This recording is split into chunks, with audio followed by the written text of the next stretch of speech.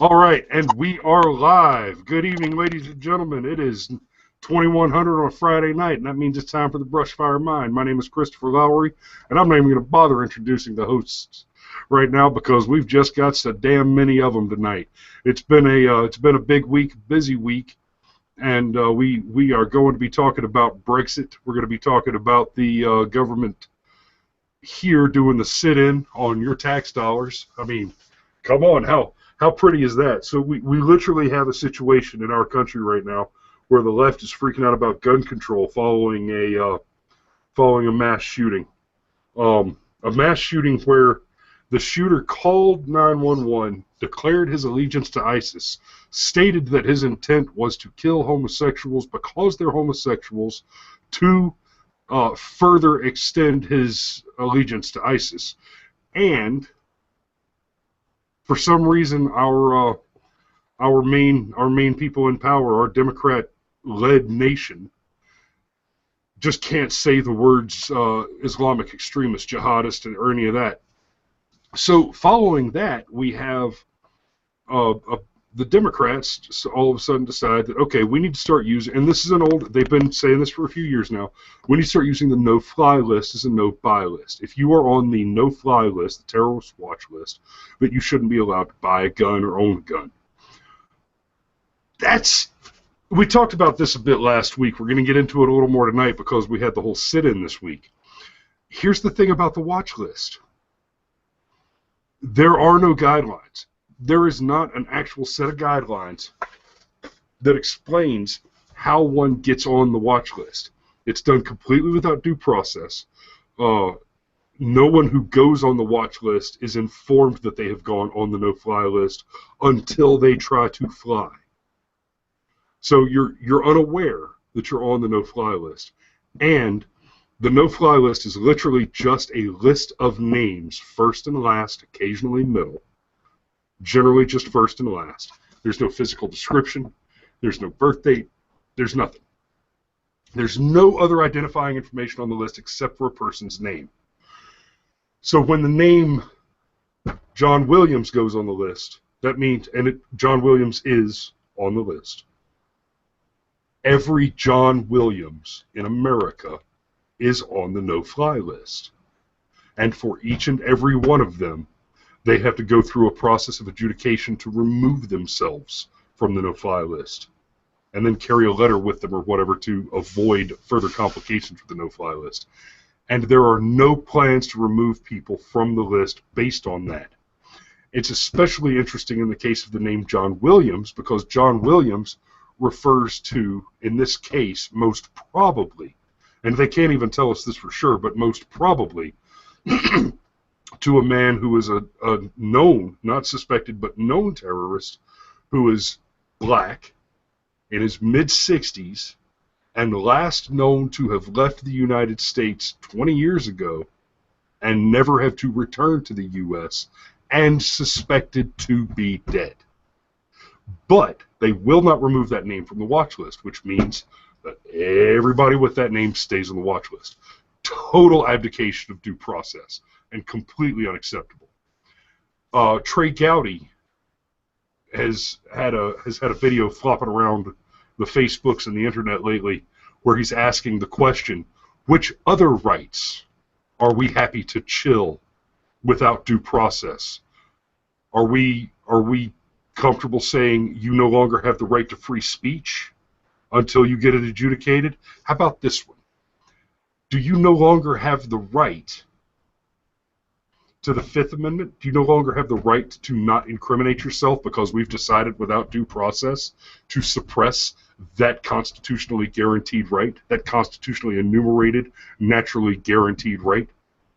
How about, can we just, without due process, suspend your right to be protected from unreasonable, cruel, and unusual punishment?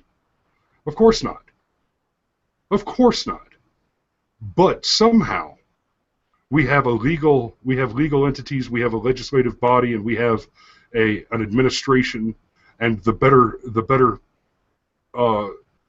number of our Supreme Court justices appear to be perfectly happy to just jettison the Second Amendment, to just take a single right, guaranteed, and without due process of any sort, eliminate it.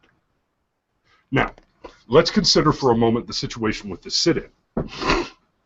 We have elected officials being paid by our tax dollars at gunpoint. We have our money going away from us at gunpoint, because if you don't pay your taxes and then you refuse to go to jail, you will be shot. We have our taxes going away from us at gunpoint to people who own guns, who are protected by men with guns, who are doing a sit-in, who are actively disrupting the legislative process to using guns to take away money that they're using to pay themselves and cater pizzas and bagels into their sit-in. I'm mad will be done at gunpoint, because like Stephen Millioneau says, a person who is against guns or for gun control is not actually against guns. They're very much for guns, because in order for them to control guns, to confiscate guns, to take away guns, to prevent you from acquiring guns, that can only be done by men with guns. So that's the topic that I want to start on tonight, and we'll move on to Brexit in a minute. But I want to get everybody else putting some thoughts in on this. I doubt I'm going to hear a whole lot of disagreement. I might get a little bit of pushback on my sort of far-right interpretation of, well, liberty. I believe freedom is paramount. So let me go ahead and hear from the rest of the boys. Come on, boys, what you got for me?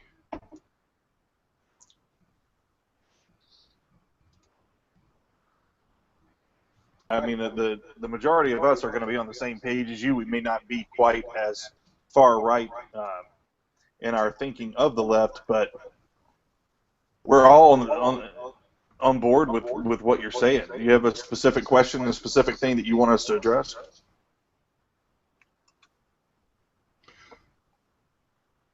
I have here. Hey, I have a question. How many of us have jobs where if we sat on the floor and ate Chick-fil-A, we'd still have our jobs the next day? I do.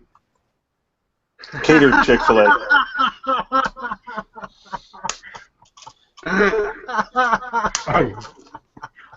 I'm kind of like the Congress.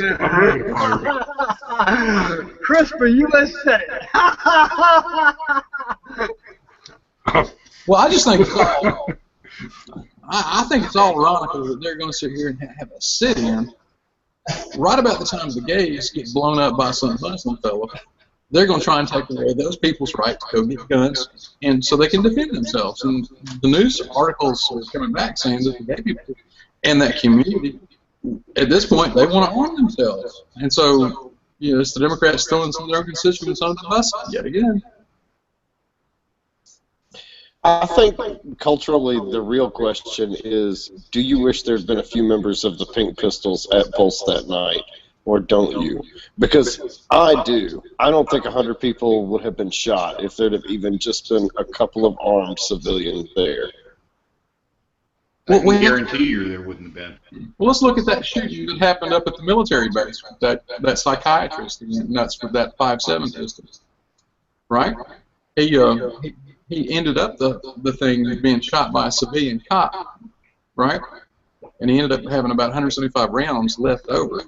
But he was using a pistol. Now, they're after assault rifles to start with, but they're going to be after pistols real soon, because that's the close order weapon, is the pistol, right? You tracking me on that? Absolutely. No, they've got it in for they've got it in for gun rights. They've had it in for gun rights, and whatever lie they tell today or tomorrow, just compounds all the other lies that they've been telling about what they really want to do in their hidden agenda. You know, most of the people that went to college had to take the History 101 and History 102 classes where they found out what Mao did to people when they lost weapons, right? Disarmed populations or at the mercy of a totalitarian. Look south of Mexico.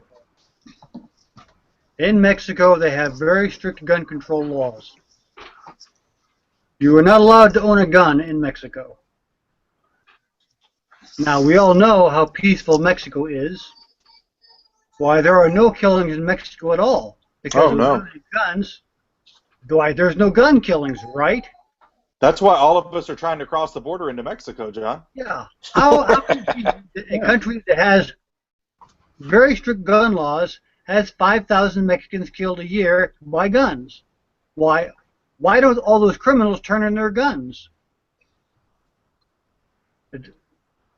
What are they, some kind of lawbreakers?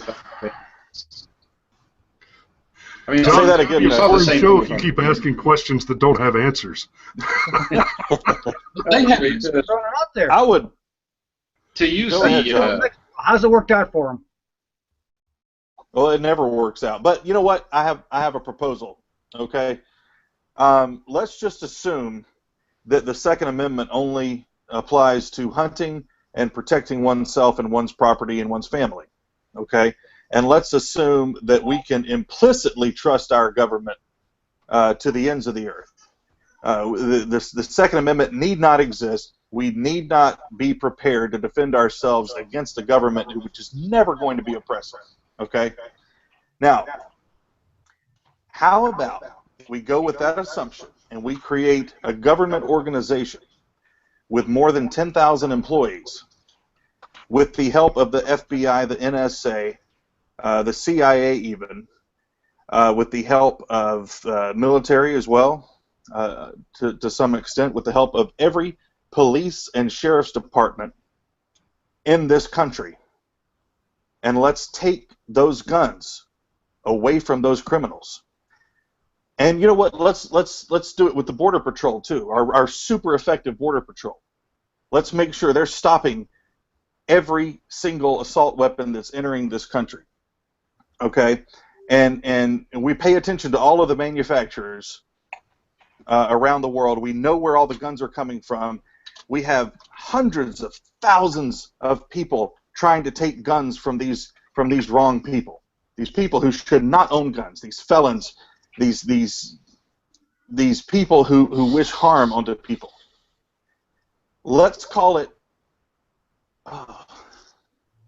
It'd be like the DEA. In fact, that's exactly what the DEA is. And they have shown us in 40 years how incredibly effective they have been in the war on drugs. Have they not? I mean, our streets are clean. If I wanted to get pot right now, I would have absolutely no idea how to do it. Am I right? We don't have a drug problem anymore. This 10,000 plus employee government organization has been doing this for 40 years, and look how successful they've been. So why not do that with guns? Actually, in fairness, I wouldn't know how to buy pot right now, other than going to like Washington or Colorado. Yes, you would. Oh my gosh! Ask any of us here. You just need to know somebody about 10 years younger than you are right now, Chris. Yeah, exactly. Yeah. I know somebody. Okay. Answer my I was question. going to say. Tell me how the war on drugs is that different than what the left is proposing, and the trust that they have in our government, that our background checks, which allowed September 11th to happen, our background checks, which have allowed everything else to happen, our FBI watch list, which allowed Orlando to happen, and our DEA, which has been utterly failures for the last 40 years in the war on drugs. How in the hell do we expect our government to keep guns out of the hands of people who wish to use them for violence against innocent people? How no liberal can answer this for me. I have asked this question again and again. Oh, it's not the same as drugs. Of course it's the same as drugs. No, it's slightly different than drugs. And here's the thing. Drugs are not, notice I didn't say cannot, but are not typically weaponized. The interesting thing about the weapons industry is if you do cause it to go entirely black market, that means that every single black market active user, the consumer and the seller and the manufacturer, the logistician, the transpo guy, every single person involved in operating that black market. Unlike the drug market, every single one of them is armed. Every single one of those criminals is armed. Because at a minimum, they have the gun they're planning to sell. And is this country not full of weapons? Am I wrong in assuming that? This country is chock full of weapons. And Yes. if you use the analogy of drugs, say, okay, fine. Well, it's easier to grow marijuana here, right? You can actually grow it. Well, you can make your own weapons too. And if you take guns away from them, if you put all these things into effect, the Orlando shooter is going to have something to carry out what he wanted to do. He is going to figure out a way, and either 49 people still would have been killed, or maybe it would have been a few more. But I seriously doubt less. Like maybe he puts a couple of padlocks on the doors and pours some gasoline around the entrances and just lights it and walks away. Yeah, and how many seconds did that take to figure out for you? Yeah, let me ask a question here. Perhaps everybody remembers who's done what to whom, but it seems to me like the government has been tracking the 911 guys. Right? They had people going, hey, look over here, they're trying to learn how to fly an airplane. We had one shooter who was an officer and a psychiatrist in the Army. We had this guy recently who was a law enforcement wannabe, ran a metal detector, got expelled from the law enforcement school, and they were tracking him and had him on the list. How many others of these people were in the subset of those being watched and tracked ineffectively? Well, the problem. Look at that. I'm sorry, Rod. Go ahead. Go ahead. Well, you're describing actually a real problem, and the problem is what you're describing is policy. I was shocked last week to hear testimony from the director of the CIA and Homeland Security, where they basically explained to Congress that, oh yeah, if we meet ISIS on the field or their ilk, we crush them. And as far as being able to suppress their money and their finances, again, we crush them.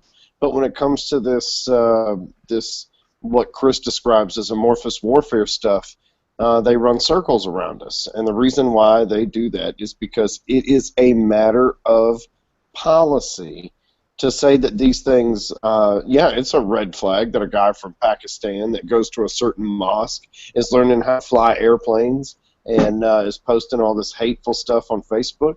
Yeah, all that stuff gets noticed by the FBI, and then they're under specific orders to ignore that information. The only way you are allowed to suspect a Muslim of radical jihad is if it is reported to you by another Muslim. I saw one ex-FBI director give an interview to Megyn Kelly, and he was very blunt. He described it as, we're not stupid. We know there are certain neighborhoods and certain mosques and certain situations we should definitely be sniffing around and looking for people causing problems. We are absolutely not allowed to do it. It's not just that we're discouraged. It's not just that, oh, it might be profiling and profiling is bad. It is when these Venn diagrams overlap, they are specifically instructed to ignore it. Well, I believe so that's how you've got an Army psychiatrist that they are watching, and he still manages to shoot a bunch of people on base. Well, I believe that the folks that have been hired to do the jobs are intelligent enough to do the jobs. Are we on the same page with that? Yes. I mean, the FBI guys are college educated and they've been well trained, right? Right. The folks who work for the Army are well enough educated that, you know, when they become officers and stuff like that, correct? I mean, it's like we pour all kinds of money onto schools, but yet we don't have any means of having better education coming out of it. We pour all kinds of money into the security stuff, the amorphous warfare. Parenthetically, the Germans came over here and they had saboteurs and people like that, right? And the FBI was out chasing them around all over the country, right? Had no idea who they were, and it was much more difficult back then to monitor folks because you couldn't just tap into their internet communications and see who they were. But yet they were going around and they were reporting and catching all these German saboteurs and spies all through World War II, right? What happened? Somewhere along the line, the government has changed its mindset. It's like a city grows and you get morons to leave the city, and then the city goes into decay.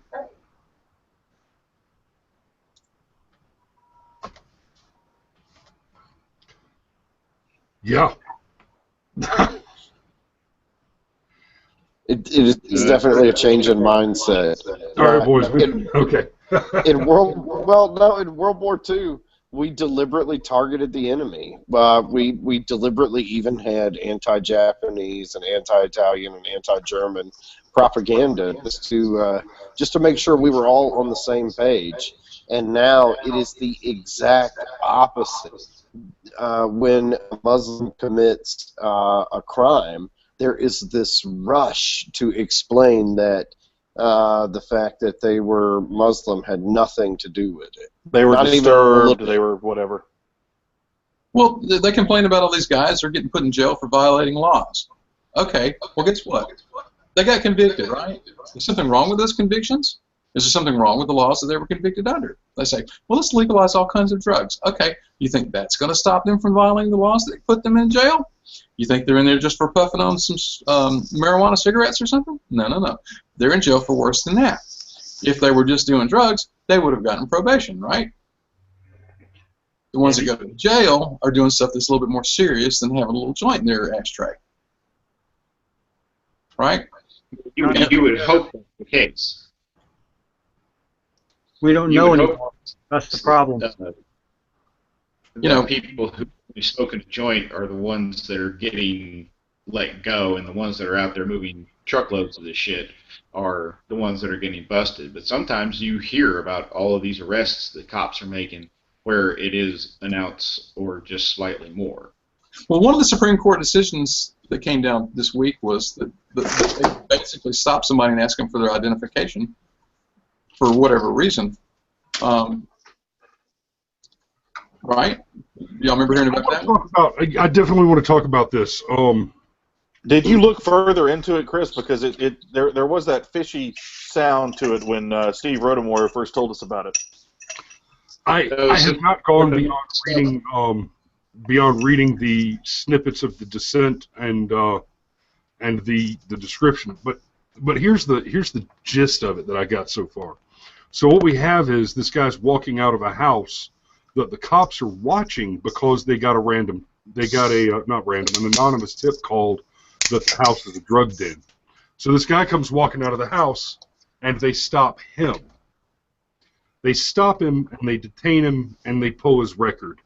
And they find that he's got some outstanding warrant, and it was some minor shit like a traffic violation or something, but they used that as an excuse to search him and found methamphetamine in his pocket.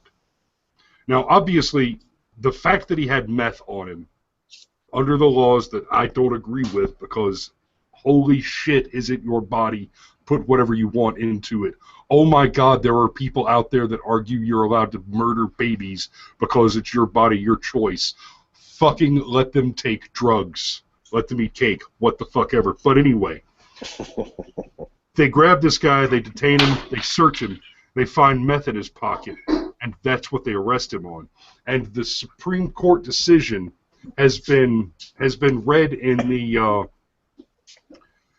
headlines. And it's been back page news. This hadn't actually been front page headline news, but the lead on these stories has been that the Supreme Court has decreed that the police are allowed to use illegally obtained evidence.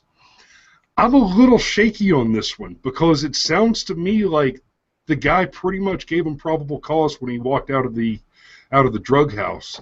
I've heard of shadier probable cause being considered perfectly admissible. Now, I'm not necessarily defending what the officers did either, but then I look at the Supreme Court decision, and the dissent came from Sotomayor, and her entire dissent. Let me just be clear on this.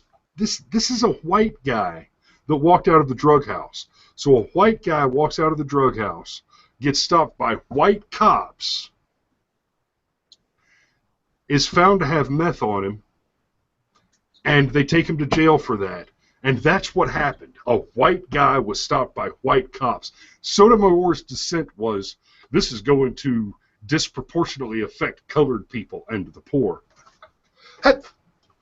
We have a white man stopped by white cops in a white neighborhood, and somehow the only dissent we can get on the question of constitutionality is the Supreme Court justice who argued when she was being recommended and appointed that a Latina woman has better judgment than a white man. That was her position. She said, I should be on the Supreme Court because Latina women have better judgment than white men. The only dissent we can get on this question is that it's something that's going to disproportionately affect colored people. That bothers the shit out of me. It makes the whole fucking thing sound shady as shit. Well, Ogre, now watch this. It was based on whether or not it was reasonable for him to wonder and be curious about whether or not that man was involved in some sort of illicit behavior. Wait, Rod, can I ask one quick question without interrupting your whole thought?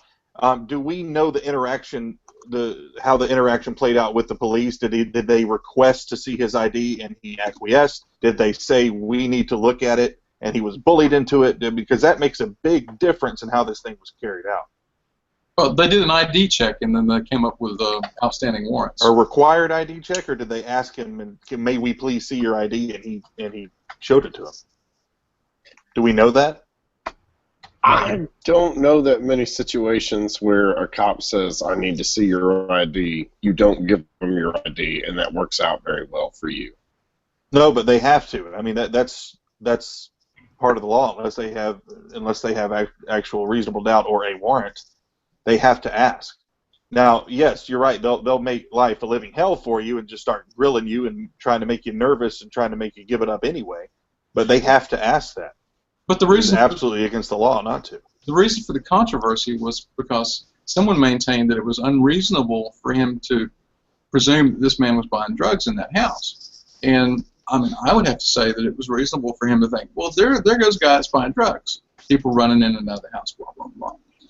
Only there for 5 minutes? Gee, I wonder what that guy was doing. Okay. Yeah, right. Well, that's just how it goes. But you see, prostitution. He needed to ask for his money back, right? Reaching. That's why you always walk in with a pizza box in your hand and walk out without it. Every time. They must have a lot of empty pizza boxes in that place. Some of these people are my clients, and I assure you, they have stacks and stacks of empty pizza boxes.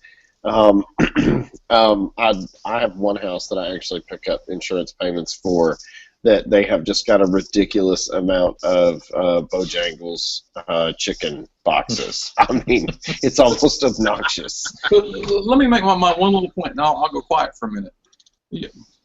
The whole thing was about whether it was reasonable for the cop to do what he did. And anybody that's reasonable would sit there and go, well, yeah, it's reasonable for a cop to be looking at a guy coming out of a meth house thinking that he just bought some meth, right? That's completely reasonable, But yet they're going to turn that into, by the time they get finished with it, it's going to turn into, well, the cops can just stop you on the sidewalk and badger you because maybe they don't like you. We didn't like the no-fly list because it didn't have due process associated with it in any shape, form, or fashion. And they don't bother to figure out, let's put a picture of the guy that you're after, right? If you're going to have a no-fly list, get his picture and stick it on there so that everybody else named John Williams will be easily eliminated by somebody who's trying to do some screening. They don't have that, right? Name, address, phone number. How do you You know, That's is John on Wayne? purpose. I know it's on purpose, but if you've got a picture of the guy, put it up there so everybody can go, this is the guy, right? You know, really, with me, they can come get me anytime they want to, right? I don't get a buzz on nothing. I ain't drinking nothing. You know, why are you wasting your time on me? Right? Here's the ID, here's the papers, blah, blah, blah. But that starts getting a little bit Soviet Union looking, isn't it? Pretty quickly. You know, the bad guys are easily identifiable as the bad guys. It's not that hard to see them, right? Now, if you wanted to get after some doctors and lawyers that are up there doing all kinds of drugs, you're going to have tactics like this, right? Because they look right. But they're not going to be walking out of some meth house. They're getting theirs somewhere else. Mm-hmm. It's coming to them. Boxes. Sir? They're Say it getting again? delivered in pizza boxes. Right. Right. Yes, UPS brought Blame it. pizza. They ordered it was shipped in UPS. Or FedEx. They got it on Express. United Pot Service. Hey, I know, I won't say who, but I know a family member who has received multiple shipments of pot from California via private delivery service. Nice. Okay, well, where do you guys actually stand on this whole drug thing? I mean, y'all grown now, you know. Well, I'll tell you this, Rod. My mother-in-law has Parkinson's, and we recently found out she's very much a researcher, and she recently found out that marijuana is actually extremely effective with a lot of the symptoms. Maybe symptoms. I don't know. Anyway, it helps with the shaking, it helps with the concentration, it helps with a lot of things. And this is a woman.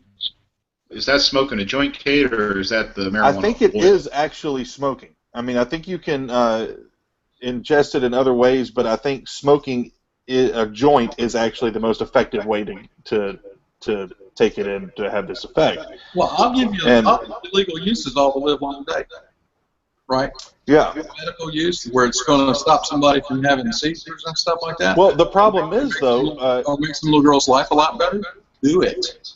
Right, but and the problem is, it is in Georgia now, it is prescribed... my wife just texted me, helps with nausea and sleeping. She's tuning into the show. And sleeping is a big, big thing. She loses a ton of sleep. And which affects everything, obviously. So, anyway, now I may be mistaken, but in Georgia, medical marijuana is legal, correct? If it has to be prescribed, it has to be in a certain form. Correct. Yeah. Okay. It's oil. It's the marijuana oil. Oil. Okay. Right. And Now, one of the big things that's been moving in the last legislative section in Georgia that didn't get through, but was basically an expansion of the list of approved applications for medical marijuana. It doesn't cover as many ailments as it should right now. Rod asked a different question, though. He asked where we stood on it, and well, I would say that I'm very, very libertarian on it. If you want to create a whole brand new class of criminals, make getting intoxicated off something illegal, and voila, there you go, you win. I was getting to that point the really, really long way, as I am wont to do. The super long way. But I mean, everyone relates to a story, right? But my point is, it's something that so simply could help in so many ways, and it's so hard to get a hold of. It's so hard to get insurance companies to cover it. It's hard to get a doctor, even if it's legal. It's hard to get a doctor to prescribe it. You sure as hell can't get it in actual, joint form. And yes, it should be legal. My God, yes. And as well as everything else. And what a massive waste of resources it has been for the last 40 years. Not just with the DEA, but in my sarcastic, smart-ass example earlier with gun control, every police agency, every sheriff's department. Massive, massive waste of resources and money and energy and time. Yes, absolutely. Make whatever legal, and we'll deal with the rest of it. Alcohol is a hell of a lot more dangerous than anything out there anyway. Well, now the drugs that I'm worried about. Alcohol's a hell of a lot more dangerous than pot. Well, there no. are some other drugs I'm talking out there. about. Well, yeah, because if you talk about acid, hell, I remember when Robbie Rogers, a friend of ours, got into a car because he was an idiot, and good guy, but not his best decision. And the guy had been dropping acid, and the guy thought the trees were closing in on him, so he got to about 90 miles per hour on a 35 mile per hour road. So yes, I stand corrected, Chris. You're absolutely correct. When it comes to pot, yes, but alcohol is extremely dangerous, and obviously prohibition didn't work out. But most of it just comes down to, okay, they're driving like any DUI. They're driving under the influence of something. You pull them over. They have drugs on you. Well, those drugs are legal, but you have been operating a motor vehicle under the influence of those drugs, so you are no longer allowed to have them. You know, something like that. Just the same as we treat alcohol. You have your license revoked. You can do all the drugs you want, but you can't get in the car. I mean, they're going to break the law anyway, but still. Well, you can't be popping a couple of hydrocodones because your back hurts and then get in the car and drive it. Right. But they do. Yeah, People but you do it can't take 4 shots of tequila and then hop in the car either, but people say that too. Right. Yeah, but I'm after, you know, what do y'all think about heroin coming out of Afghanistan? I gotta, man. If you're that far down heroin, you're not really worried about driving. You probably don't own a car. You probably sold it to buy heroin. I would also add that if you're buying heroin, you are directly funding the enemy. How about that? Yeah. And then there's that aspect of it. I kind of prescribe to Milton Friedman's view on, you know, the whole war on drugs and everything that they think. We obviously know that prohibition doesn't work. It fell flat on its face. Legalize it all. I would just like to take a moment. It's still to not say, working. Well, real quick, while we're on the subject of drugs, I just want to say, Patrick, if you were to shave your head and buy a pork pie hat, you would actually look exactly like Mr. White. You would look like Breaking Bad. Oh yeah, all day. Well, you got to get it down to the point where the folks that are on drugs aren't hurting anyone, right? Well, that'll never happen. Well, who are they hurting if they're on heroin? Nobody, as long as they're not involving other people in it. Or is the state going to have to pay for their rehabilitation at some point? We pay for everyone else's now. Well, I mean, pay for rehabilitation or pay for their incarceration as we leave heroin illegal. It might actually be cheaper to focus on rehabilitation, and you could maybe even block up some of those, break up some of those super shady pipelines that certain states and counties have, where not only do you go on probation, but part of your probation involves you have to take a class that costs $800 that doesn't really teach you anything that you don't already know. Oh, drinking too much alcohol gets you extremely drunk. Well, no shit. That's why I caught the DUI charge in the first place. So maybe instead of spending a bunch of money to incarcerate people and then loop them through all these programs that really just seem to line folks' pockets but not actually do any good, it could actually be a smaller burden on society if that's where we were focused. Because there is, I mean, you have a point, Rod. You pop a handful of pills and then get behind a car, get behind a wheel of a car, you could kill somebody. But we've already got DUI laws in place. We'll take your license away. And if it's the sort of thing like heroin where somebody's just a miserable addict, maybe just giving them a cardboard box to live in under a bridge and just accepting that that's what they're going to do. that might actually be cheaper and safer. Well, And- let me flip the script for a second here. Now, right now we're saying that the enemy is growing this heroin stuff, and they're profiting from it, along with oil that they may have come in control of. But do y'all remember studying about the opium wars from the 1840s and 1850s, where Britain was using opium that they took from Afghanistan, carrying it over to China in order to get the Chinese hooked on it so that they could use the proceeds of the sale of that opium as a means of diminishing their trade balance with China. Right? You familiar with that? And then the Chinese got really pissed off about it. They started shooting dope fiends, and then Britain invaded and took China over, right? And that's when China found itself under a regency.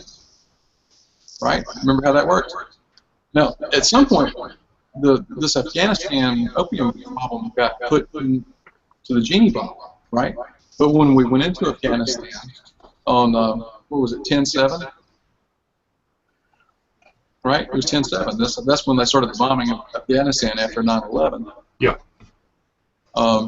Once that started, the Brits were put in charge of the opium fields and stuff like that, and then all of a sudden the Russians are complaining about this massive of opium and heroin that was coming out of Afghanistan into their country, right? Now I'm trying to head back to Britain for a moment. Somebody help me do that. Trying to back to Britain? Yeah. You mean like Brexit? I think that's just going to end up being a non sequitur for us to jump over to the Brexit topic. Well, no, I'm not really going to. Okay, forget that. I'm actually thankful for the presence of opium in England when it was there, because we wouldn't have had people like Lewis Carroll. We would have had no Alice in Wonderland. That's the best excuse you got for drugs, huh? Say it again, John. We need drugs so we can have Alice in Wonderland. That's the best reason you've got. Yeah, it's very important. Very important to have that.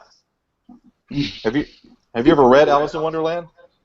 Well, it's like 15 pages long, and I got 3 pages into it, and I said, this is too effed up for even me. Could not even read it. Well, Fear and Loathing. Yeah. Mm-hmm. The Chronicles of Narnia, I'm pretty sure were a pretty bad product of that, too. I don't I would think hope C.S. not. Lewis was doing Yeah, I don't heroin. think C.S. Lewis was big on that one. Well, the conversation's strangling on this drug issue right now. You see what I'm saying? Right. Mm-hmm. Well, let's move on to Brexit then. before we move on, I want to ask a favor of everybody. We're gonna try to do something a little bit here. Everybody know where their mute button is? Mm-hmm. Yes. Okay, I want everybody to mute themselves, and when you're ready to speak, even if you're interrupting somebody when you do it, just unmute yourself to speak. We're having a lot of camera flip here going on, even with just background noise. So as soon as somebody's ready to pop in, just unmute yourself and try to move into reasonable pauses and not interrupt too much. All right, so Brexit. Here we go. I want to say this about the European Union before I start beating on them too hard. What the European Union was, its foundation, is not entirely dissimilar to the original intent of the foundation of the United States.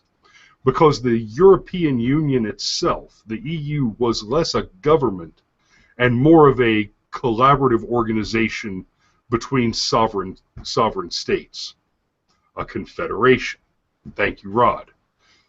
That was the founders' intent in America, in the United States, that we would have 13 sovereign, independent, self-governing states with their own independent, functioning governments, collecting their own taxes, managing their own affairs and finances, and that would be the way that it worked. And the job of the central federal organization was to be less of a government and more of a sort of moderator, Take, for example, the Commerce Clause that has been so grossly abused as to give us things like the Commerce Clause abuse is one of the principal problems that causes us to have high-cost health care, or more accurately, high-cost health insurance prior to Obamacare. Now, Obamacare brought this whole big other mess on top of it, but prior to that, the incorrect legislation to restrict the trade of insurance between states, which was done under a bad interpretation of the Commerce Clause, was one of the big problems, along with licensing and all that, that caused our health insurance to get so expensive. The question of the drug war that we were talking about earlier, that the prohibition of drugs was also excused under the Commerce Clause. But what the Commerce Clause actually says is that it is to keep regular the trade between the states. And what always baffles me is how judges and lawyers can misinterpret or even interpret the clauses, the individual clauses in the Constitution. Because for every clause there is a letter, at least one or two letters, between the founders, the original founders, where they discussed the meaning of the words. The meanings of these words were quite clear in the vernacular in which they were penned. The failures of our education system and the deterioration of the intellectual capacity and, more importantly, the language and vocabulary of our fellow citizens have deteriorated such that we have this bizarre vision of interpretation. The Constitution doesn't need to be interpreted. It's written in fucking English, not hard. So, to keep regular is the intent that was described by the founders in their letters was that the government would intercede and in negotiations and act as an intermediary in the case that states took unnecessary or coercive measures against one another which prevented them from trading well with one another. For example, if Georgia wanted to sell cotton to Mississippi and Alabama decided that they wanted to tax it on the way into Alabama and on the way out of Alabama, forcing the Georgia merchants to go up through Tennessee, that would be an unreasonable imposition, and the government would be called in, the federal government would be called in to negotiate and to enforce the regularity of trade, allowing Georgia to cross Alabama to trade into Mississippi. Nowhere in that does it say that the government gets to say, if you are selling something over a state line, we have a new and more exclusive right to control and regulate that. And this is one I definitely want John, go ahead and pop in on this one for me for a minute, and kind of give us a little chew on the Commerce Clause for me for just a minute, and then I want to get back to the Brexit thing. You have to unmute yourself first, shithead.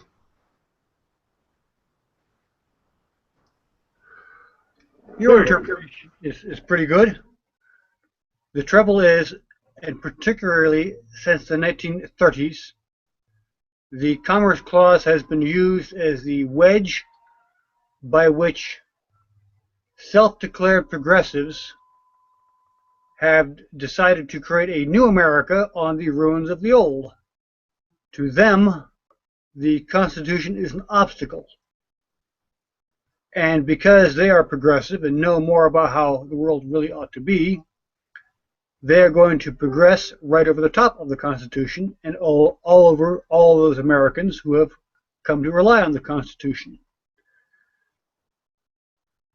The Commerce Clause is the amazing elastic clause because it has been used for just about anything that the federal government thinks that it wants to do. You could, pick out your various issues. Brown versus Board of Education. Wickard versus Filburn. That's a classic case, Wickard versus Filburn, where the government decided that a man could not grow and eat and consume his own wheat crop because that would be conflicting with the national wheat harvest. And so they used the Commerce Clause in that case to force this man into a Sovietized national productivity scheme. Well, that was back in the, I want to say it was the early 1940s, maybe it was 1942. And since that time, and since they got away with it, they kept on doubling down. There was the Steel case, there was the company town case, Brown versus Board of Education, all the Equal Protection Clause issues. They all grew out of the Commerce Clause, which was the original breach in the hull of the Constitution. After that Commerce Clause wedge was discovered, game over. Because then the federal government grew on that wedge. If we are going to have a convention of states or a reconsideration of what our Constitution means or meant, then it would require a reappreciation of that Commerce Clause and how it applies or how it should be applied. That's it. I'm going mute now. John, can I ask a quick question? Was that the case where they wanted to build a highway through his land, and he was growing his own wheat, and the only way they could proceed with the highway was to basically make him stop, make him go to the store to buy his bread? Or is that a separate case altogether? As I remember Wickard versus Filburn, and it's been a long time since I've looked at that case, it had to do with the national wheat stock. And since he did not want to participate in the national wheat stock scheme, somebody set out to get him, and he later claimed, well, I don't want to participate. I want to grow my own food, my own wheat. I will eat my own wheat. And they told him, no, you have to, in essence, sell at a government preset price and purchase at a government preset price. I don't recall having any connection to a highway going through. Okay, it's a different thing then. Chris, do you remember what I'm talking about? I do, but I don't remember which case it was. Okay. Well, if it ever becomes relevant again, I'll look it up in the next week or so. That's all. I'm done. Okay, so, and that's a bit of a tangent, but it kind of speaks to how the Confederacy was deteriorated.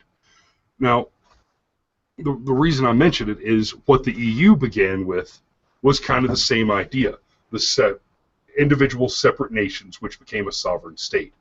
Now, as to Brexit, why Great Britain is leaving the EU, well, there's two major factors here. Essentially, what the EU has become is one giant welfare state where Germany and Great Britain are footing the bill for everybody else. They're footing the bill for Greece while it's in free fall and meltdown, Portugal while it's just in dead stagnation, and I mean, basically they're footing the bill for the whole EU.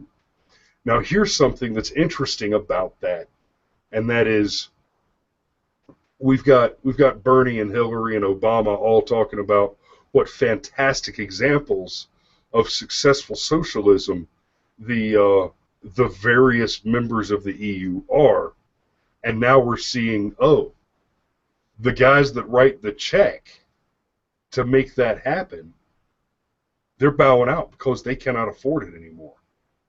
They are broke. They're losing their asses paying for all this socialism.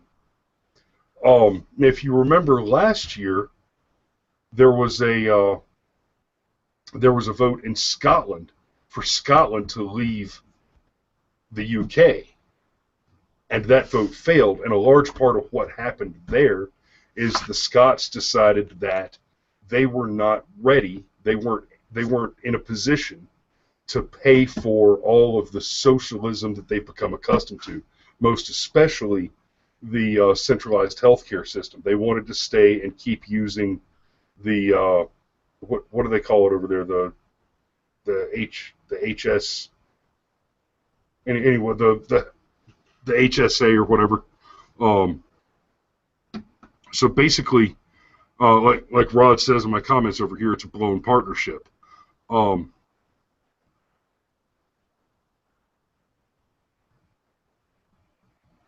And okay, that's enough from the peanut gallery there. Rod, why don't you just go ahead and unmute your mic and speak to that?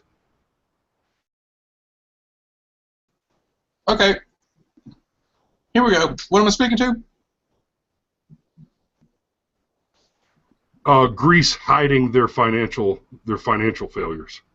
Oh no, the financial companies instructed him how to do all of this stuff, right? And this all relates directly back to the derivatives stuff that was going on here with the mortgage crisis, right? And it's the same banks, it's the same people serving up the same poison, only to the European Union, right? So there were a couple of countries. There was Cyprus as well as Greece, which ended up having their financial advisors help them cook the books and hide from their partners, the European Union, what was really going on. And so the European Union is cooking along thinking that things were okay, and they had no idea how much debt had been taken on by these countries, right? So austerity was the solution to the problem, right? That means that the EU was going to be used then as a means of causing Greece and them to have to sell national assets and stuff, reaching into people's bank accounts, which were at that point considered just to be loans. You're just loaning the money to the bank in your bank account. And everybody took a haircut, right? But the bigwigs ran off scot-free with impunity, right? So it's just kind of weird that the partnership had some external influences on it that has been working to use the power that it wields against itself.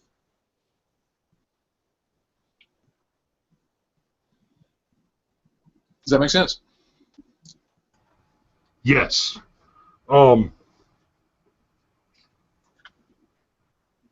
John, come on in. Come on in. You're going crazy on my. I know a few things about the European Union. A long time ago, I was in Wales, and I was an exchange student. At that time, it was called the European Community. At that time, there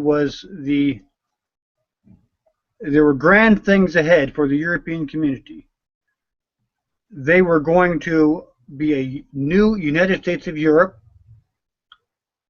and they were going to be the new world power.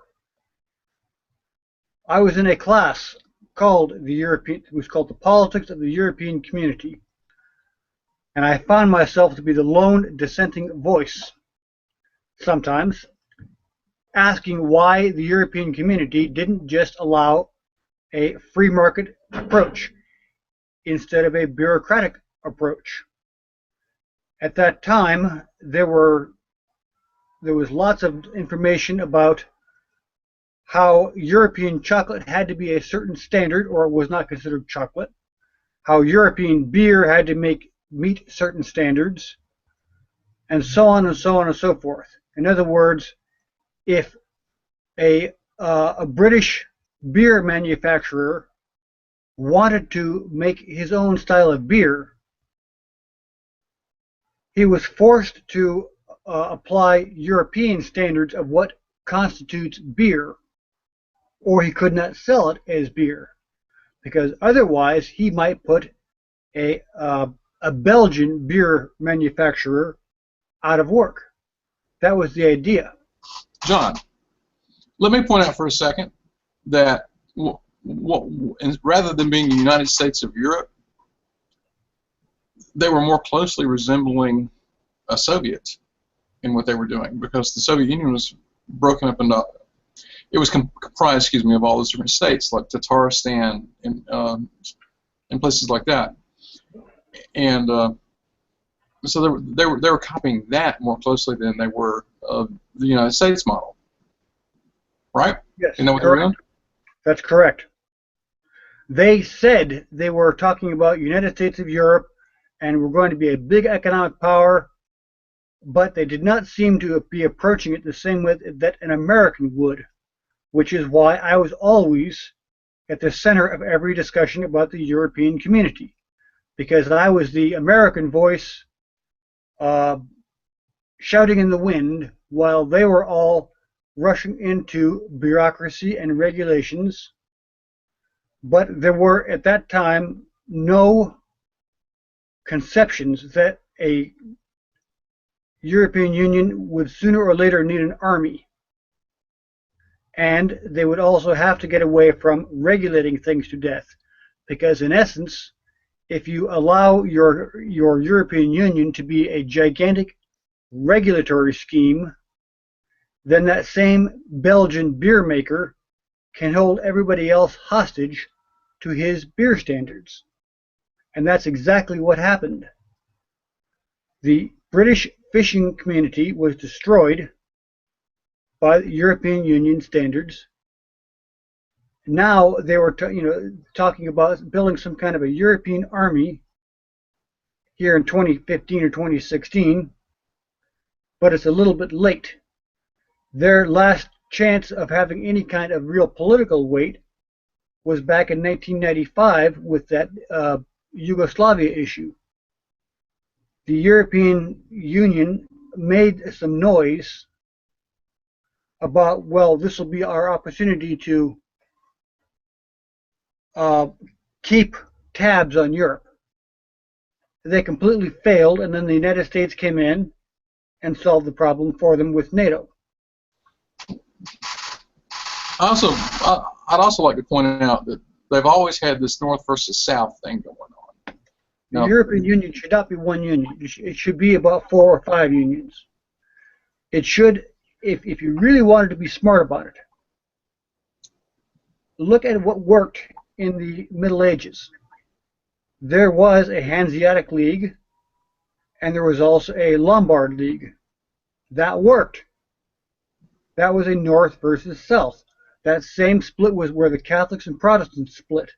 There's always been a split, north to south, right through the middle of Europe. Right through the middle of Switzerland. That's the reason we've got 3 languages. Sure, and that's why Switzerland was always the bank for Europe. For 600 years, they've been the bank. If it worked, it worked. Now, a better European Union would have perhaps an Atlantic region, it would have a Baltic region, a Mediterranean zone, and maybe an Eastern European zone. And all of those could have interlocking states between them, where one country is a member of 2 different regions. And that, therefore, becomes the go-between for 2 regions. Well, why shouldn't it work? Well, we know that they've denied what worked in the past, in the far distant past. And what seems to be blowing them up right now is the insistence on bringing people from outside the European Union into the countries. And there were some sort of fines of 500,000 euros or something for every... Well, they're playing all kinds of silly-ass games. How do you collect that money? If I'm in Switzerland, you tell me you're going to charge me 500,000 pounds or euros for every immigrant that I say no to, my answer is simple. I close the tunnels and I say, come get it. It's well, that's you. Now the British, the old people are the ones that voted in favor of the exit, and the young people are upset about it. They voted against it, and of course today they're having buyer's remorse. The U.S. markets fell 500 or 600 points, which that can happen anytime. That's not a significant loss. It looks like a number, but it's not. That stock market game is just a game. Come on, that stock market goes all over the place. Who cares? Well, I understand, but you said that the TV people use spin. Okay, they create states of mental confusion in people rather than having lucidity and clarity. Right? You and I both, and Ogre and everybody else acknowledges that all you're going to get from a news source is going to be some spin, right? Now, Disinformation. Right. they're trying to behave as if the people in Britain didn't quite understand what it meant to leave the European Union. When I think this thing had probably been advertised and discussed to way beyond a saturation point. Don't you agree that they discussed it on the TV or the telly or whatever it is? Sure, surely. Anybody that didn't know what was going on with this wasn't paying attention, right? And they decided it was in their own best interest to leave the partnership where the partners were being crooked, and leave the partnership where they were getting fined for doing stuff that they knew was against their interest, right? Interests diverge, man. And whenever there are interests and you're trying to bind these interests together, and we're talking about across languages and cultural divides that are huge. Think about how large the cultural divide is and the language divide between Islamic people that speak Aramaic or whatever they speak and English people, right? It's a huge divide. And they have seen the manifestation of problems and rapes and all manner of things in their country, and they don't want to participate in that anymore, right? It's not something that they find is in their interest. And you and I would not find that to be in our interest if we were anywhere in the world trying to survive and have a family, right? It's untenable kind of stuff. That's the reason there was a vote. It's also the theft of sovereignty. Yeah, the sovereignty. Yeah, but it didn't have anything to do with commerce, right? And there's no reason for commerce issues to go south against England now, because their products are still worth whatever their products are worth. If you shell back and you have market, that means that products are worth what they're worth, right? Okay. Now, what the European Union... The European Union is an economic community. They're threatening an economic war against England because they've decided to leave the affair partnership. It's like beating your wife when she's trying to run out of the house. Well, you know, we're saying the same thing. If the European community or the European Economic Community had stayed as the European Economic Community, they could have kept Schengen, and they could have said to every bordering country, those are your borders. If Austria or if Hungary wants to keep a hard border up, go to it. But when the European Economic Community was then degenerated into the European Community, which was then degenerated into the European Union, and then handed over to bureaucrats who had no connection to their policies, it was killed. A great thing was killed. The EEC, the European Economic Community, could have made it, but they tried to force it, and now they've ruined it. I suspect, as does Alan Greenspan, as does Donald Trump, as does Nigel Farage, and anybody else, that the European community is going to shatter. Who knows how far it will go? And they did it to themselves. Right. Now the Maastricht Treaty is what created this thing, and that was about, what, 92, 93? That's... No. Maastricht, yes, 93, correct. Okay, so, no, we know that the Chernobyl occurred in Russia, and it wasn't very long after that that the Soviet Union was in big trouble, like 1989, remember? Yes, correct. Berlin Wall, wasn't that 1989? 89, 90, something like that. Okay, the complete collapse of the Soviet Union took a few years, but it was obvious that it was going to occur, right? So, okay. So why would we have to start forming confederations or United States of Europe or whatever you want to call it at that point in time? You know, what's the model? What's the model defending against? What is the model supposed to do? What was it supposed to do that was going to be better than the model before? I think I don't think it was looked at as an improvement, even by the people who were doing it. They saw it as an opportunity to get what they really wanted, which was a macro region for some kind of new world order scheme. Well, That scheme goes back to the 1930s and 40s. Well, I don't know that the people that were signing off on this thing actually had notions of New World Order kind of stuff. I mean, it wasn't like we had a Mussolini and a Hitler that were running around loose in 1992, 93. There were much more benign characters who were trying to get this little feel-good thing put together, right? No. Behind those benign characters was malignant agendas. Well, benign characters didn't know it. But you see, we're talking about some sort of corporate oligarchy, right? That's what we had. We didn't know it. So the United States has trouble with corporate oligarchies. The European Union has trouble with corporate oligarchies. The Russian Federation has had vast troubles with oligarchies. They became corporate. They took their cookies back, is what they did, right? That's right. Essentially, they did a nullification thing. The only thing the United States has that would even approach some sort of nullification like that, if they try and hit us with austerity, would be the 14th Amendment, Section 4, right? That we've discussed before, whether you can void debts that were improperly incurred by an insurrection or a rebellion. As long as we have aircraft carriers, sure. What does the European Union have to protect themselves against Goldman Sachs et al. Going into Greece with derivatives trading and strange financial schemes that were kept from their knowledge in order to feed them the same sort of poison pill that the IMF tried to feed to the Russians?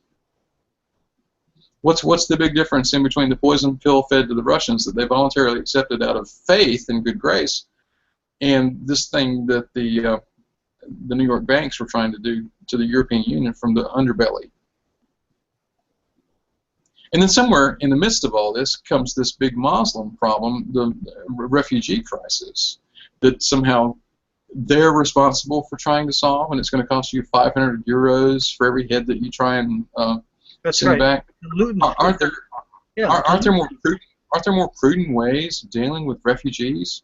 I mean, I could get on an airplane and fly to some far distant place and lay bricks to help put a church up.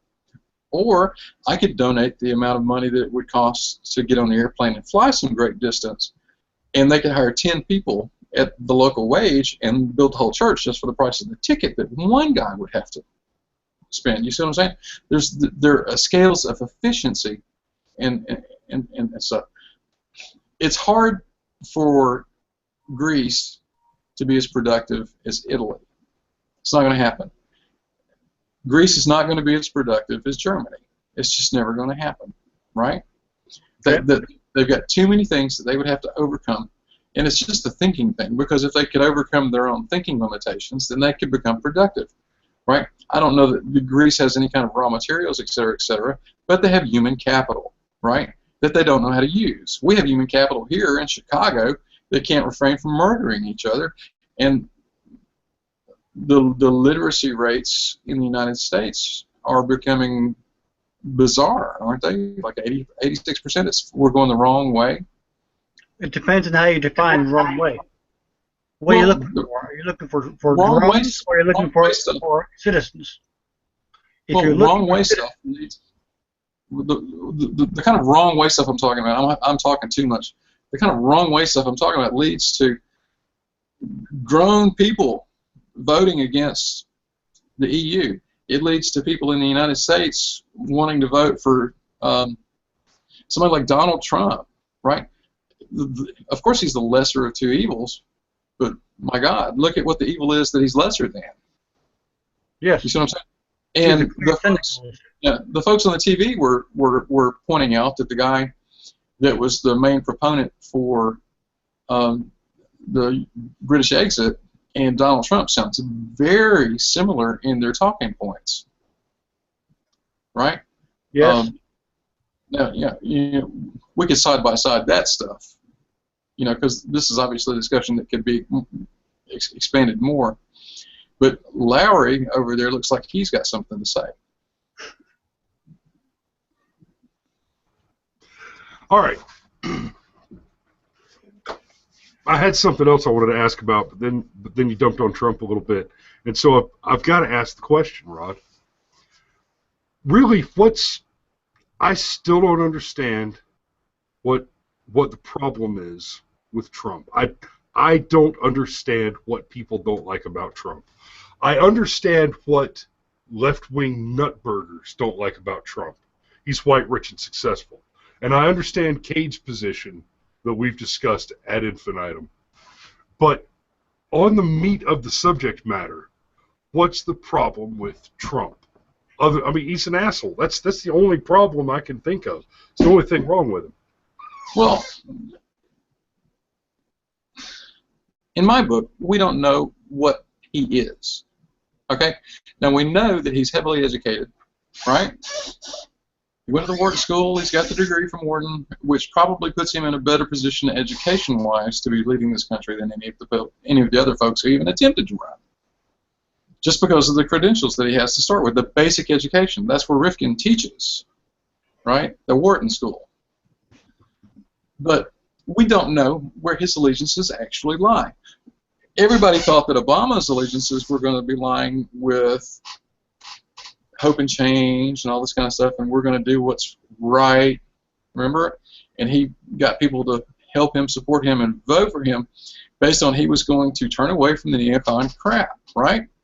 Well, no. He appointed right away the economic team that had led this disaster to start with. Bernanke, Geithner, Summers, right? That was Obama's economic team. Now, we don't know where Donald Trump's loyalties actually lie. We know that he hasn't been a murderous fiend like Hillary. I mean, we know certain things because he's never had that kind of power before, but we do know that he wants to bomb the crap out of those people in ISIS, and we probably needs to, right? With the way they're behaving. I mean, it's not like you're not going to send them a letter and say, would y'all please stop murdering Christians? And, you know, we can't ask them politely. You're like, what was that lady? It was the famous line yesterday that what we need is more love, as if they'd ever attempted in the Obama administration to display love towards these ISIS people. Well, maybe they love them so much because they created the goddamn thing, right? And it's their little monster, and that's why they want everybody to love their little Frankenstein. I don't know. But is Trump going to be another Trojan horse? I don't know. And I think people are picking up on this whole thing. Now, he's talking a really good game, but it's picking a sack, just like Obama was. I'll shut up now. I don't necessarily disagree with you on that. Trump has held offensive positions in the past. And in fairness, I'm not happy with him right now over the whole no-fly list thing, because old Donald seems like he was on the same page as the enemy left on this whole no-fly, no-buy list, and that is fucking madness. And I promise I've been trying to use the fuck word less on the show, trying to back it off a little bit and be more presentable, but every now and then I just can't help myself. Any support for the idea of a no-fly, no-buy list is fucking madness, and I cannot over-stress that. I cannot over-accentuate that point. Well, that aside, honestly, that flip aside, if Trump will stick to the positions that he stated throughout this campaign, and I agree, we don't know what we're getting. Let me ask you, what would it with take? Obama, we knew exactly what we were getting. He told us exactly what he wanted to do. He made exactly two promises in his initial campaign: universal health care, and I will invade Pakistan. We got the stepping stones for universal health care, and we never invaded Pakistan. But those are the two things that he said he would. Those are the actual two action items. The only two things where he said, "I will take this action." Well, he's met a lot of people. What would it take for you to vote for Hillary? No. Okay, so you're decided. You're a decided voter. Okay, I'm not going to vote for Hillary because of the things that happened during the first Clinton administration that led us down this disastrous path. Under no circumstances am I going to vote for that. However, we led into a worse ambush than what the Clintons provided us with. Remember how the Clintons got in there? It was Ross Perot saying something about a great sucking sound that was going to be coming in, right? The jobs being sucked out of the country. When you go back and review, and Clinton, they say that they're honest. Well, they do say what they're going to do, and it's a really bad idea, and a lot of people are opposed to it. TPP is up next, right? Why would we sign TPP knowing what happened with NAFTA? That would be like like what the European Union did when they went from just the Commonwealth into the actual Union, right? And who's going to benefit from this? It's just oligarchs, right? No. So I can't vote for her because of the economic destruction and damage that the Clintons did to the United States of America. It was a period of the deployment of the most incredible and awesome technological advances that had ever occurred in the history of man, known history of man. You understand? I mean, and they managed to mess it all up, and it all came collapsing down in the tech bubble in 2000, right after he got out of office. Boom, it's blown up. Right? Nothing lasting about this. Now, how could there be nothing lasting about the value created by the implementation of all these computerized things and all of that technology that came to fruit in that time period? Well, they managed to mess it all up. Right? And whose hands did it land in? I mean, these Clinton people, when they do things, they do really big, bad things. Right?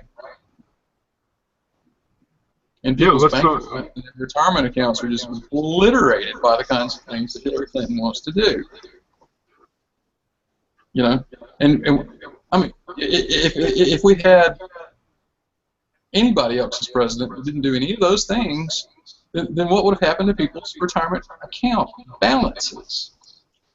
And what if they'd been just a little bit studious about looking after Ayn Rand's little pit bull, Greenspan, and keeping him in check so that we wouldn't have all of this fetish adherence to laissez-faire rather than having regulation that kept people from committing massive amounts of fraud.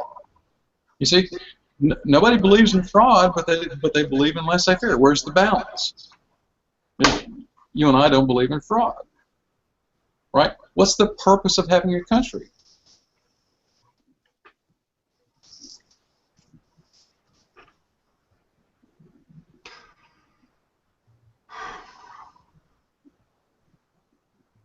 What is the purpose of having a country? That question alone could be an entire show for us. At the base of it, the purpose of having a country is, I mean, we're just a big tribe. You have a family, you have a tribe, you have a state, you have a nation. It's the next iteration of conglomeration. That's what I'm getting at. Safety in numbers, but not just safety and economic security, organized production, communicated collaboration, the ability to generate within the established territory of that nation a common defense, collaboration, hiring practices to establish agriculture, to use commerce, to make that all work together. That makes a lot of sense. I can live all by me onesie without any help from anybody. I really can. But it means walking out that door every morning before the sun comes up to go kill something so that I can eat and feed my babies. It means a lot of damn work. And it means a lot of work that's wasted. Now, given collaboration with one another, meat that I kill today, if I kill an animal today, if I go and take out a deer today, and I do not live in a nation that is industrialized enough for me to have a cold storage system in my home, I and my family cannot consume the entirety of that animal before that animal is no longer consumable. We need commerce to prevent that meat from going to waste. That commerce can begin very simply. I enlist another family or 5 to help me eat that deer, and I tell them, hey, if we'll all eat this for a week, I'll go get another one next week. And that way, you guys can hang out here and make sure that nobody comes and kills the women and children, and you guys can take this deer that I killed that we're going to eat, and y'all can tan the hide and turn it into clothes, and make bone weapons, and yada, yada, yada. We can start to task organize, subdivide labor, and become more efficient. That is the purpose of a nation. That commerce can go beyond the very, very simple consumption of base resources and allow us to industrialize and turn those primary resources, wood, stone, water, into technology. Well, one more point about the Clintons and the sort of things that they've brought to us is that you can't, what can you rely upon, right? In a country, you can't give the bankers impunity for violating the laws. He was elected to restore confidence in the government, and he didn't do anything about the bankers. They gave they gave them more money than they handed out fines. Nobody who did anything that was obviously illegal was ever even harassed. You see what I'm saying?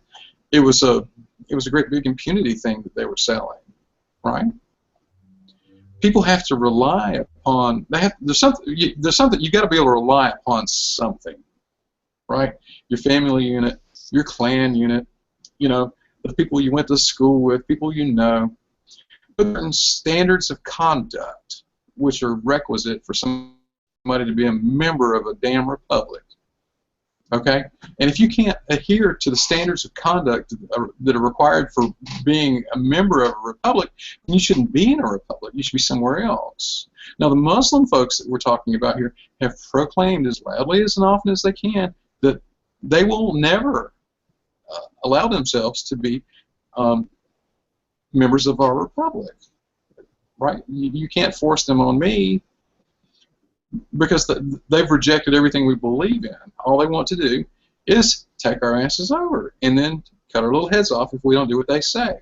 Well, why would we have a state if the state's going to allow those people to have their way? Because it's also strictly illegal. Right now, before they ever started coming here, that sort of thinking, that sort of doing was strictly illegal. That's what we fought the commies over, right? We were upset with the commies because they were going to impose upon us this, that, and the other thing, right? Which things were, in terms of the movement from where we are to where we would have to go to be 100% commie, the distance that we would have to go from where we are, or the capitalism framework that we have to get to where the Muslims want us to be, is hugely beyond where the communists were, right? I mean, if you think that the commies were enemies, wait till you start listening to what these Muslims were. Oh, absolutely. And that's something that I watched an interesting video earlier that very, very nicely articulated the thing about the Quran that people just don't generally understand. The Bible, the Jewish book, the Torah. The Torah. It's the Old Bible, Testament. Right. But these are books that were written by many people over many years, some of whom didn't even live in the same time periods as some of the other authors. These are collections of stories over a great deal of time, and even for somebody who's an absolute literalist, an absolute biblical literalist, the Bible is a collection of fables, stories. Most Christians are not literalists. Most believe and understand that the Bible is a collection of stories which may or may not have happened, and whether or not they're true isn't so much relevant as understanding the wisdoms and morals and ethics that are laid down by those stories. The Quran, however, was written by precisely one person in the course of his own lifetime, and is written very literally, and much like the Bible, does include some inconsistencies and some contradictions. The Bible includes contradictions. People talk about it all the time. One of the most plain and obvious ones that people like to refer to is that in one place Jesus says, "I bring not peace but a sword," and in another place he says, "Turn the other cheek." And I wouldn't even go so far as to call that a contradiction. I would call that contextual behavior. Sometimes. Yeah, because it's actually not a contradiction at all when you look at it in the context. I agree, but that's one that's frequently cited. But anyway, in the Quran, it's very clearly spelled out that if there is a contradiction, then whichever verse was penned later supersedes the former. So if you find something later in the Quran that seems to contradict something that was written earlier, then whatever's written later takes precedent. An amendment. Supersedes and replaces the prior statement. Yeah, it's an amendment. Yes, and all the kill everybody stuff is toward the end, by the way. That's the thing about Islam and the Quran is sorry, there's a fly buzzing around in here.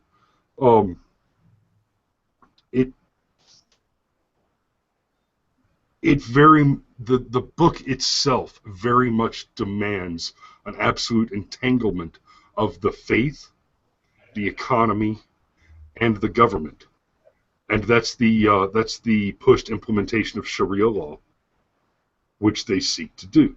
That's part of the dogmatic progression of this organization. It's not even really appropriate to refer to Islam as a religion, because it is not itself wholly a religion disparate from a political system. It doesn't contain what we would think of as a set of basic moral guidelines that you teach to children to make them decent people. What it contains professes to be strict law in the way that we would think of our state and federal laws as being the law. However, I've often, some people are smarter than other people, right? Absolutely.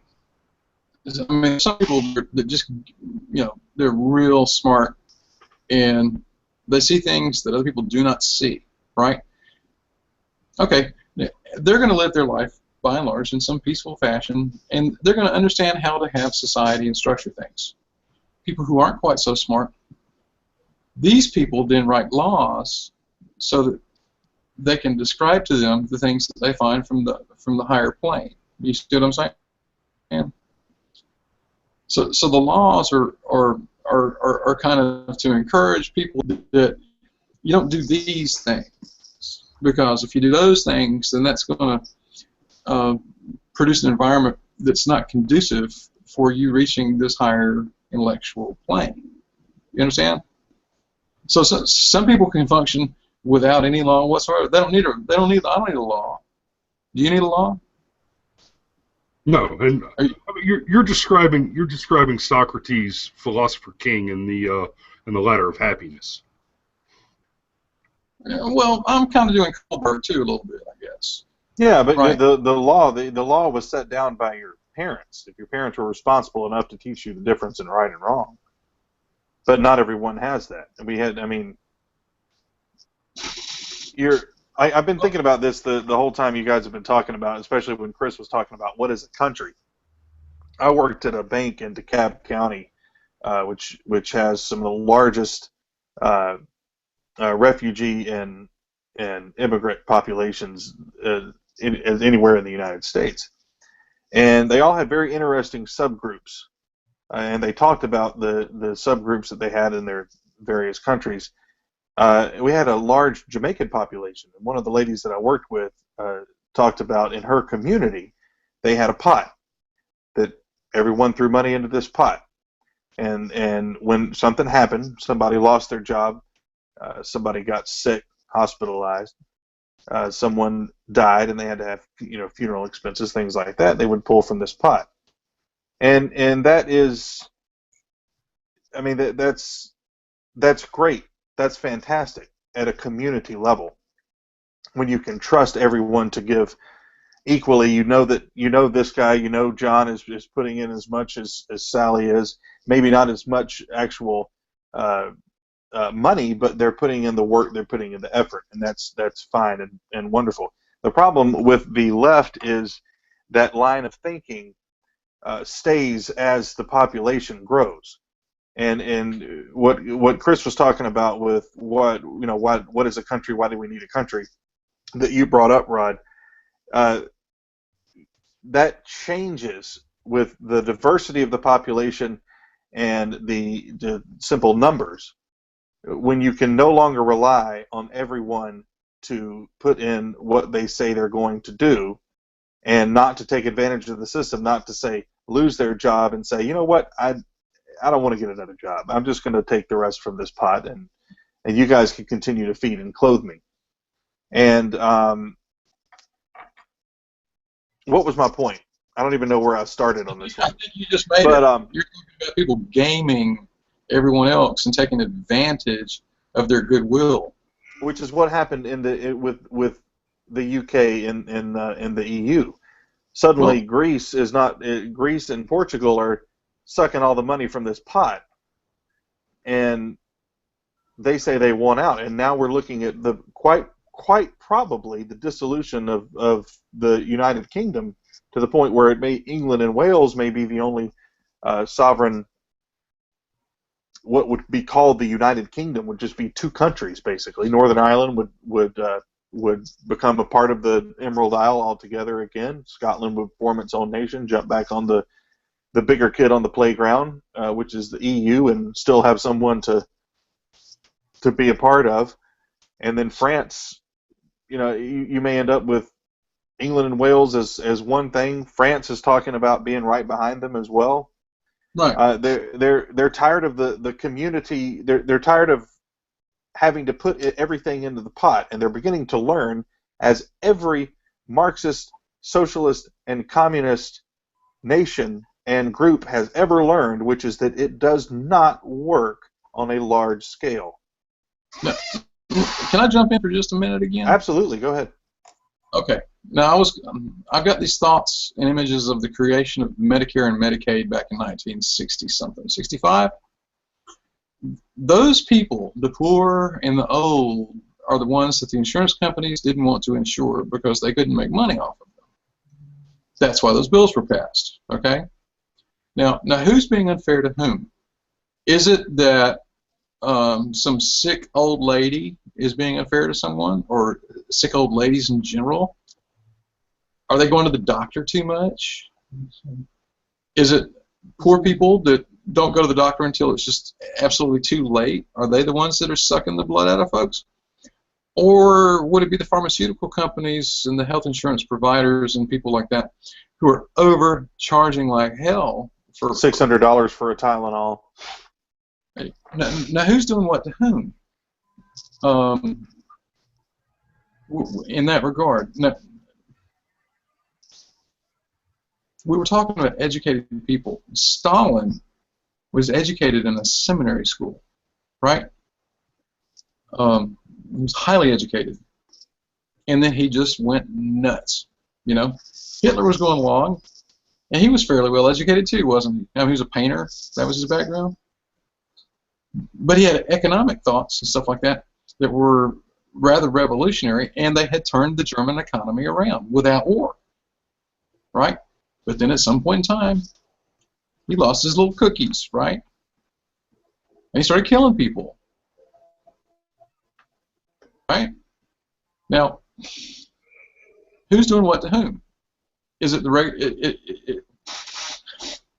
the reason the Jamaicans had a pool like that was because the regular folks could be trusted. In England, they used to have the newspaper sitting on the sidewalk, and you'd drop your money in the little thing and pick your paper up, and nobody got off the honor system. You see what I'm saying? Mm-hmm. Such an honorable society that you could literally put your money in a cup on the sidewalk for the newspaper, and the newspaper boy could rely upon that. Okay. Well, dishonesty exists, and evil exists, and the society as a whole pays the price for the dishonesty of others. But well, let me throw this in about Jamaica real quick. Okay. The citizens, in a lot of ways, the ones who could not afford to come to the United States or go to the UK or wherever they could to get away from their situation, they had to take care of themselves in that way. Because what would happen every election cycle, this is how it was described to me by more than one Jamaican.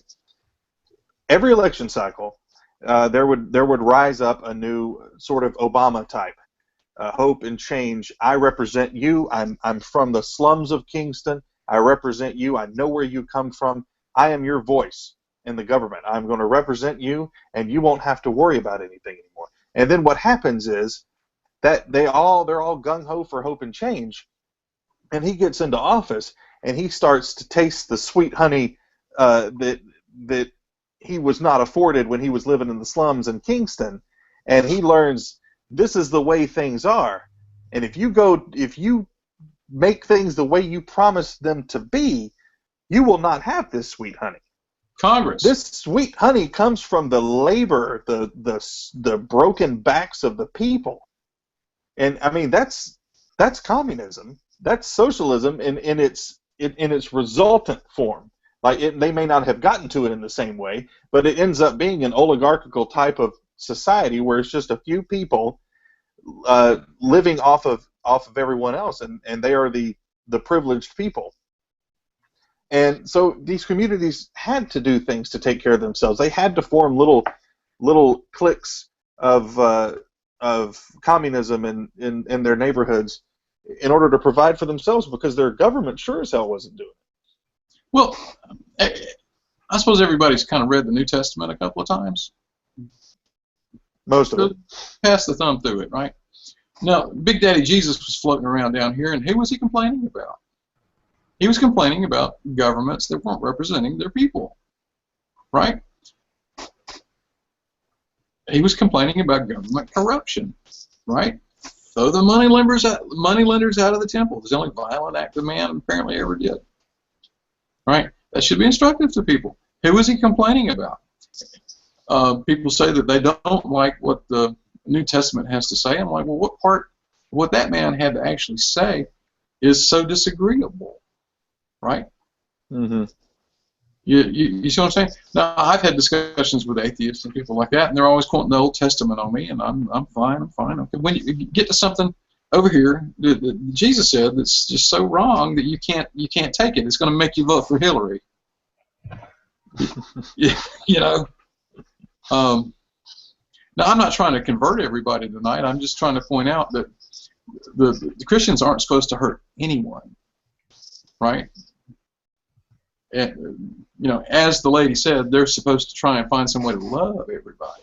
You know, but the Obama administration didn't do that with these ISIS and terrorist people at all. But yet we're supposed to be guilty of something because of a power that we didn't have, that we didn't exercise.